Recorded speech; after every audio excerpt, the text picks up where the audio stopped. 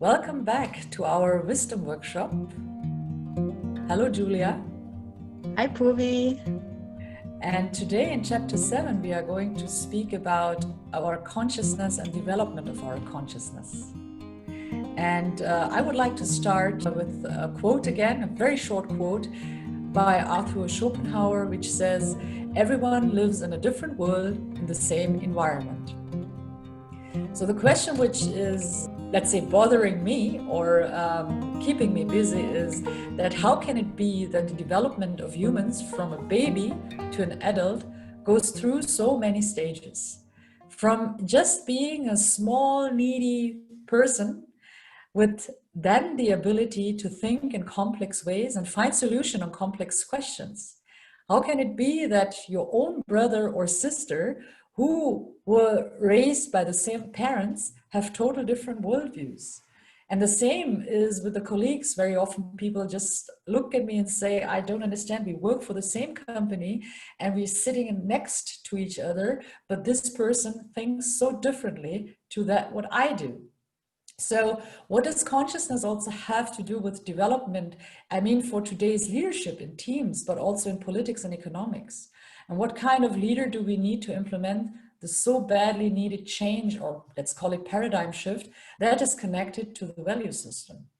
So there are so many questions, and which we are hopefully trying to cover in today's chapter. So what do you think about that, Julia? Well, again, this is a very, very complex question. And I always say that we come on this world when we are born with a rucksack, with a backpack full of stories of our ancestors, of our parents, of our grandparents, all the value systems, all the mindsets, all the experiences of the people who have lived before us. We have in our genes, right? In our DNA, in our gene material. So we come on this world and we have very, very much within us already, but we need to sort of first be able to survive on this world as a baby, to be a human being that can then develop oneself. And all the things we bring with us might maybe not be feasible yet, but they start making sense the moment we are developing as human beings on this world. So I think that this is really, really an interesting question. Who develops how, in what experience or stage of their life? So I think whatever we bring with us and however our environment is, even if we are brother and sister, but one is a year older and the other one is a year younger, and the parents, the whole family system changes along the way. So when I was 5, I had a different life than my brother when he was 5. And at the same time, my parents thought we all had the same upbringing, but no, we didn't. Because so when he was 5, they've been just a different couple from when I was 5, and the whole environment was different. So I think no one lives the same story, and no one has the same rucksack of stories which we bring. So, and yes, we are on the same world, and still we all live different lives. We all have different stories. If I compare that with my family and my brother, I totally agree with you. Always, very often it comes without saying it in a bad way, but that they always say, have you been raised by the same parents? You are so different. I always have to laugh. I said, yes. Well, as you say, we have our different stories, and the way we take certain things are totally different. And at the later age, how you deal with that, whatever has happened in a positive or negative way in your childhood, how you take it along, even if your consciousness has a different stage. And the stages are not to be considered as a better or worse stage. Stages are stages without any judgment in that.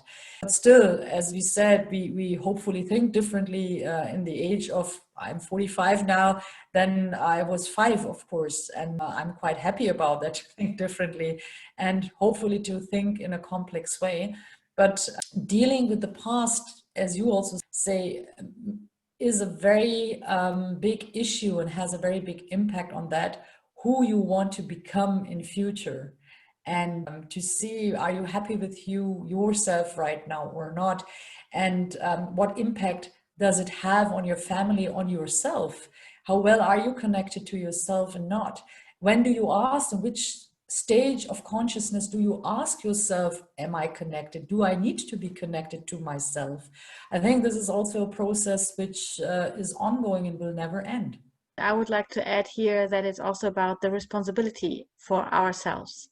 So if we take over the responsibility for who we are, and then we are not blaming anymore the stories of the past. We are not blaming our parents. The parents are searching for their mistakes in upbringing, or the society is looking for the mistakes and what has gone wrong. But if we look at ourselves and we are all responsible for our own way we live, then there is no one to blame. It's only us developing and taking the steps, and taking any step, also a step back, a step to the side. So everything that comes, when we look at it carefully, we can see that this is just, as we said, a learning for ourselves. And development is not upon the people around us, it's upon ourselves. That is true. And when you say that, it's also, I mean, raising up a child, both of us know that quite well, is for me, one of the toughest things I have ever faced in my life. I always thought that other things were more difficult, whatever story you have in life, but raising up a child is not easy. And though I'm quite sure that I do the best out of my knowledge and what my value system is today, I'm quite sure that my child maybe come later and say, Mom, you didn't do this and that correctly. And I always say, I did that from what I thought is right and wrong, whatever is right and wrong, the best where I thought it would be for you. And that also shows me that putting yourselves into the shoes of somebody else is also not that easy. And for me, it is also more than empathy. Now, going away from your own child, to put yourself into the shoes of your child and try to feel what it feels to give a proper answer. Now, I'm going a little bit beyond that and also saying that, what does it mean to be somebody else? And to put yourself into the shoes of someone else's consciousness. Yeah. How do these persons have reached this worldview?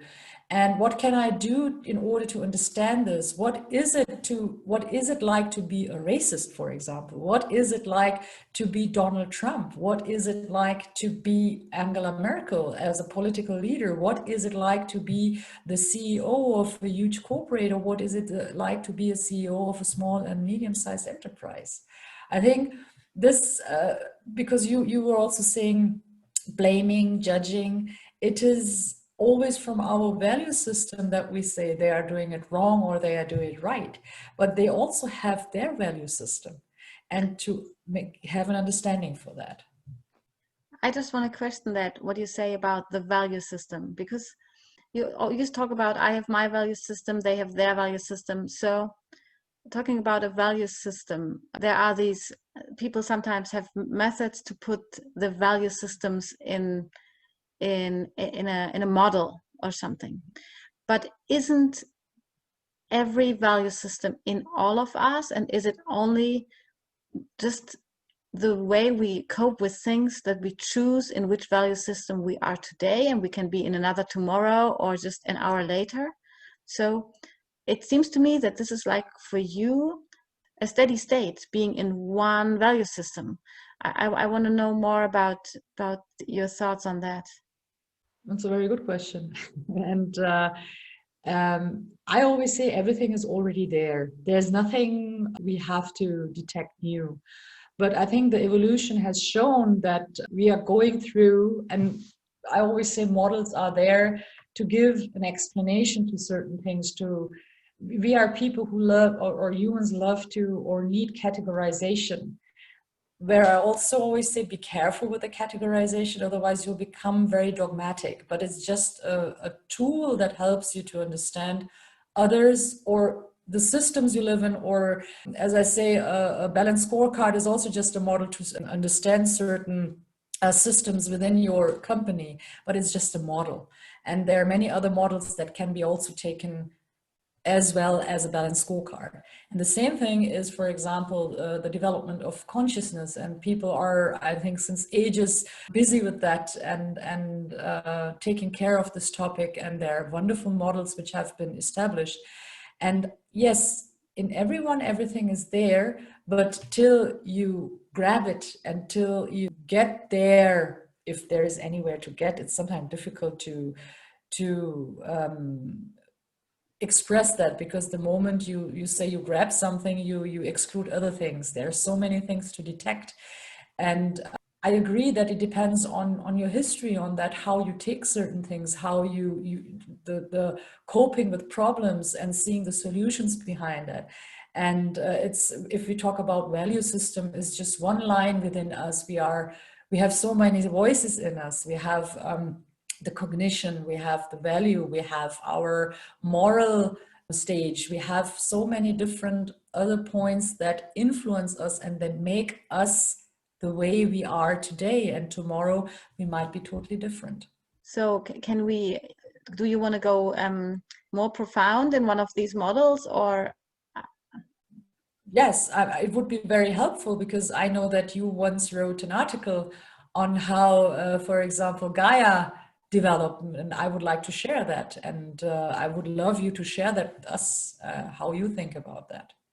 Oh, this is an article I once wrote about where yes, actually, I was really concerned about the way we use models in order to explain things, because I sometimes think then that we lose ourselves in a model which is there, and that we then can sort of judge others because of the model they're in. And this special model I talked about divides the stages of development, of consciousness development, in colors. So I looked up on Gaia, our planet, Mother Earth, and I looked on the colors which we have on our planet. And I found out that we have all the colors also, of course, all the colors there are, that also are described in the model. And then I looked at it closer. And so, as example, the first color is beige. And the beige stands for survival and instinct. And I looked what on the planet is beige. And it's, of course, all the rocks and the soil. And this is like brownish and beige. And so this is also what I did with all the other colors, with purple, with red, with blue, with green, with orange. We can explain them later, with yellow. So they are all there. And then I also gave them sort of a little affirmation, maybe, as you can say, like everything has an affirmation. And beige stands for survival. So life is survival, I said. And purple stands for rituals and community, and I said life is a sacrifice. And red stands for ego, for power, and it's life is a battle. And blue deals with more, like rules and frames, and I said life is a test. And if you go to orange, then there's a lot of competition and stuff going on, and I say life is a game. And if you go to green, I then speak about life is a system. And now that we go beyond green, I call life is beautiful. So if we put it all together, then life is all of that. We have all these colors on this place called Earth. We have these colors in this model.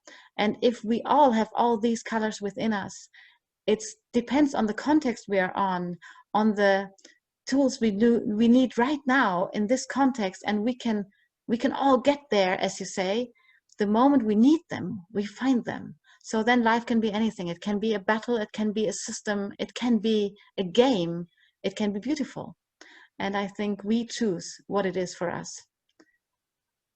That is very true. And just the base of mix is the Graves value model, which was created by Graves, Claire Graves, and you wonderfully explained that.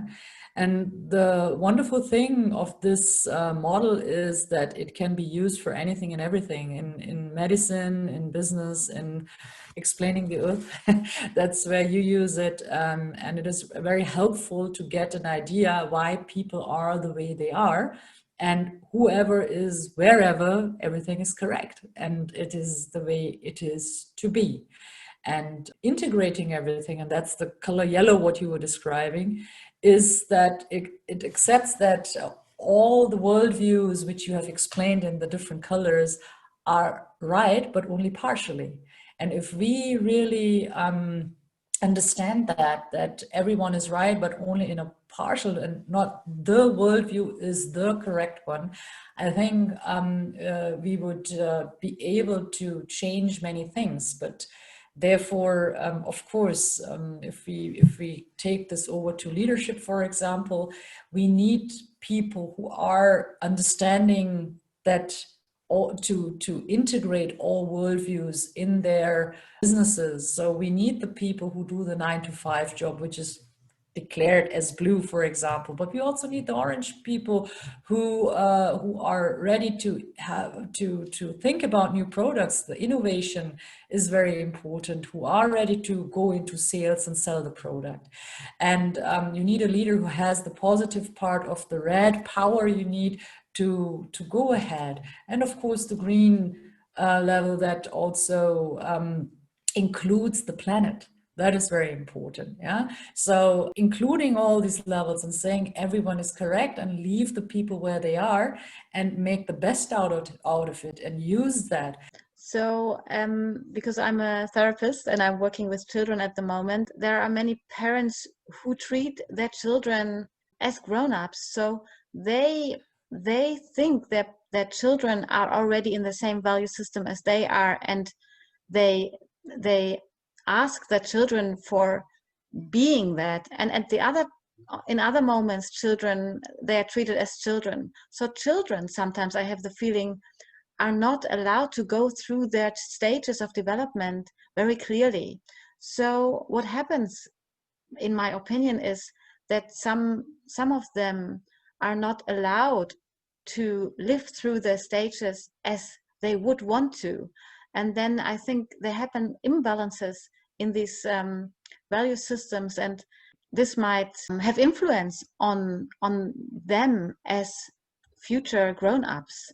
So I wonder if there is something like healthy stages, not healthy, or yeah, if we can think about how can we balance everything we have, as you say, in a good way, because we would need any value system. We would need any strength of any value system, because every value system has something to offer for this world, that we can create a beautiful survival for all. But if we let them not live it out, this can also create imbalances. And yeah. I think it is very important to understand that looking at the stages, for example, with the Grace Value Model, it is not about to reach the next stage as fast as possible. This is not because it happens. Yeah, it happens to change. And I always say, if, especially in my seminars, I explain those stages, and they say, oh, what do we have to do in order to get the Indian colleagues to orange, for example, if this is the topics to get. I said, you cannot get anyone to anywhere. It's first of all to understand where you are right now, and what do you need them, which language do you have to speak in order to reach them. This is the first thing you have to learn. And then whenever you are able to understand what mindset they have and what exactly they need, you can be maybe a kind of role model to say, oh, if we talk about effectiveness, that's especially the typical orange thing, is that, okay, the working style is not effective. Show them what is different in your world to their world. And without judging that what they're doing is bad, just see it as a very neutral part. And I think this is the same thing with the children, because, for example, if there is a statistic, for example, saying that I think 75 of the Western world is somewhere between orange, late orange, or whatever. Let's just assume that would be correct. Yeah, that would automatically mean, because you cannot skip any stage, that you have gone through, of course, the beige, the red, the purple, the red, the blue, and so on, the previous stages. So you just have to recall yourself, what does it mean? How was I during that time? So going back to raising up children, it's exactly the same. We have to learn, I think, to be children again, to get an idea what it means to think like a child. Because I think we as adults claim always that we are a complex thinker, but we make things too complicated. And I think we mix up complication with complexity, because I believe that a child is already a complex thinker, but they don't make a fuss out of it. They just do it without thinking too much. And this is something which we can learn from the children, and then putting ourselves into the shoes of the children. I'm trying to do that, but it's not always easy, because sometimes it's really not easy to understand a 7-year-old boy, why he thinks in that moment like that. And I really make a visible step and say, okay, now I'm my son, and try to get into the energy that he has right now, to get an understanding and to find a language which he understands, and approach him. And this is, by the way, very difficult to put yourself into the shoes of others. I think needs a little bit of a preparation of putting ourselves in the shoes of ourselves first. So this is what I learned also in the therapy, and I'm also training others to become body whisperers. And then they say, I see something there, and I perceive something here, and but first, if we really want to perceive and see the other, we need to see ourselves, because everything which is us, is not the other. And sometimes we perceive a fear, or we perceive something which is not in this other person, which is in our person. And sometimes we even perceive something which we believe is not ours. Then we think it must be his or hers, but it isn't, because maybe this is just something that is around us as well, some energy. So I think putting ourselves in the shoes of others is not possible at all.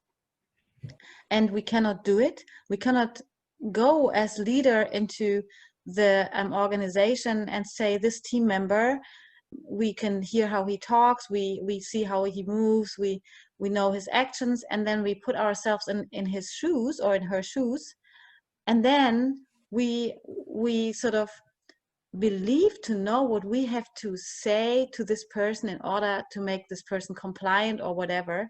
And this is not it. I think this is just giving us too much hubris again, and allowing us to be too much in charge and responsibility of all of it, instead of letting things happen again.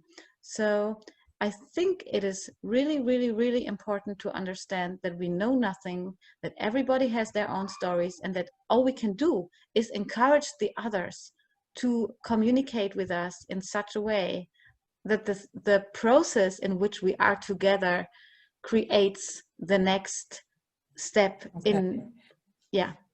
I don't know. But what kind of knowledge, or I don't have a better word for that, because we don't need knowledge, what you are saying, but it needs a kind of maturity to do that. Let's call it maturity.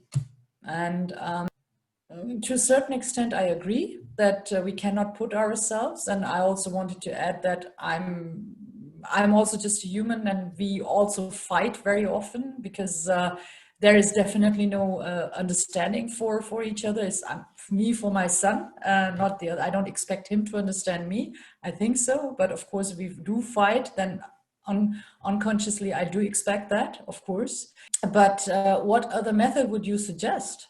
That if the person is matured enough, or even for those whoever declares that somebody is matured or not matured, when is it then the correct action? Then would it be correct? I think I think it's again about, which we have said before, talked about before, letting go. The moment we give birth, we let go. And yeah, of course, in the moment, in the beginning, these children depend on us because we need to feed them and support them. But the moment we believe that our mindset and what we think is right needs to be put on the child in terms of education, we are already giving the child something which we believe is good. So everything we can do is live our lives, as you say, the way we think it is good for us, and the children can watch. You know, they can watch us, and then they find theirs within us. But not if we say, do this because this might happen if you don't do it or whatever. So teaching children, teaching other people is not about telling them what is right or what is wrong. It's about living a fruitful life, living a life with love, with respect, with acceptance, with trust, and then letting them find their way by themselves. Because I believe that these stages of development, yes, we go through, but we all go through by ourselves the best, and we have created a world in which nobody can live through their own stage of development just by themselves. Now we have to mention also, or I would like to mention, that we have considered now only the individual, and we all are raised in systems, of course, where all these rules which you are a little bit criticizing right now, which is correct also, have been established in a collective, in the way like communities have developed. And at the end, you are asking also to question all these systems that we have established. And I remember now it comes that interview we had with Nicole just recently, where she was talking about when you come to the Western world, what is the difference? She lives in Africa right now in the national park and observes the animals, and she says that we have everything covered with concrete, and we try to organize everything, we try to control everything, we try to clean up everything, but actually the nature has given everything, and we are trying to avoid the connection by building roads, by cleaning up the roads. I think this is also something which is very much related to that, though many people would think, what is she right now connecting? But I have the feeling that this is also the connection to that. And we all have categories of what is good and what is evil, what you were right now mentioning. And it has justified actually the wars in the past by defining that, what is correct and what is not correct, what is bad and what is good. And so I think also what you are trying to say is, the question is, do we have to fight harder? Or if you say let it go, means just let it be. The question is also, how can we let go in the Western world where tribals are still living that, you know, it's tribal societies, ancient societies which still exist in the world. How can we do that? That's a nice question. You talked about Nicole, and I just want to follow up on this, because she looked at lions and at other animal who live together, and everybody has their role, and they all go and do their role during the day. The one is hunting, the one is supporting the tribe or whatever. You know, they are all, everybody has their role, and nobody questions their role, and it's like intuitive. They have it in an intuitive way. And this intuition is something which has been lost in us human beings, maybe. And this trust in that everything we do, if we can just do it, and if we can just be who we do in a very ethical and moral way, because it's about the survival of all. I mean, and in the moment we think about this, I think we will just naturally, intuitively live a balanced life without needing all these rules we have created. And the ones who are not joining in this process of being intuitively balanced and just being, they of course might say, okay, wow, if there is a whole cake and everybody takes a piece because they are ethically, morally, intuitively good, but I'm very hungry, I'm eating the whole cake. Yes, of course, then this might create a conflict, a war, and this might create someone who says, now we need to put rules up on this guy because he can only take one piece of the cake. So, and then maybe this game starts again. But in animals, this is like not happening. It's our minds. Exactly. You can say actually that people say that the humans are the most developed species in the world, but the question is also how much of this development or this potential we have are we really using and making the best out of it and not being too egoistic. There are certain things where I don't 100% agree with you, but to 95% I do, because it's a little bit tricky with the systems we live in. And the other thing is also that we are talking about stages which would be wonderful to have, but I always ask how to get there, and therefore even my personal structure, each individual structures also might be sometimes hindering to get there where we wish we all would be.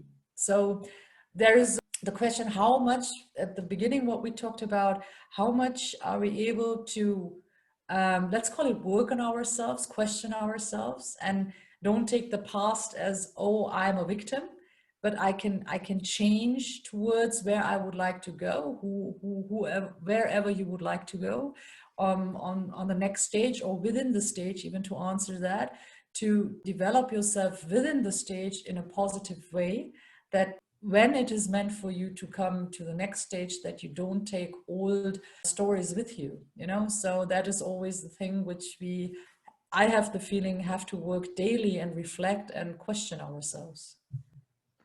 Yes, and it's again, what I always say, we need to go back, go tidy up our lives, tidy up ourselves, get rid of all these stories, and not in terms of getting rid of them because they are there, they brought us where we are, they made us to whom we are, but sort of create a new base from which we now start and let new stories happen, and now new stories come. And we are in charge, we are responsible for the new stories of our society. Yes, I do agree. And I also think by answering these questions, we might find a way to heal separation. I would love to reply again, but I think we need to watch the time. Yes. Thank you very much, Julia. And I'm looking forward to the next wisdom workshop with you. Me too. Bye. Bye.